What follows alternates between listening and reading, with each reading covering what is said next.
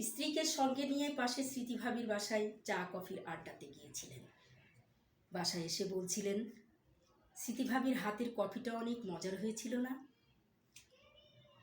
আপনি আপনার স্ত্রীকে নিয়ে কলিগের বাসায় দাওয়াত খেতে গিয়েছিলেন। প্রীতিভাবি অনেক মজার বিরিয়ানি রান্না করেছিল।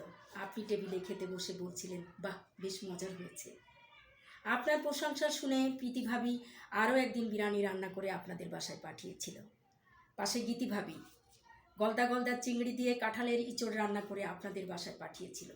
আপনি টেবিলে খেতে বসে বলছিলেন, বাহ, গীতিভাবির হাতের রান্না তো অনেক চমৎকার, বেশ টেস্ট হয়েছে, তাই না? মনে রাখবেন, আপনি হঠাৎ মাথা ঘুরে পড়ে গিয়েছেন, কোনো স্মৃতিভাবি এসে আপনাকে ধরে তুলবে না। আপনি হঠাৎ অসুস্থ হয়ে বিছানায় ছটফট করছেন, আপনাকে কোনো গীতিভাবি এসে আপনাকে সেবা দিয়ে সুস্থতা দিয়ে ভালো করে তুলবে না।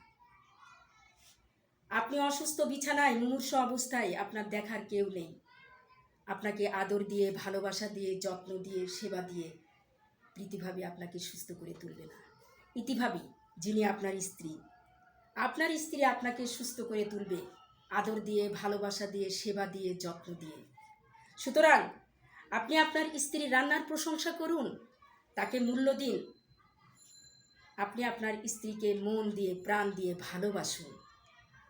সারাটি জীবন যে মানুষটি আপনার পাশে থেকেছেন, বিপদে আপদে, ভালো মন্দে সব সময় আপনার পাশে থেকেছেন, তিনি আপনার স্ত্রী।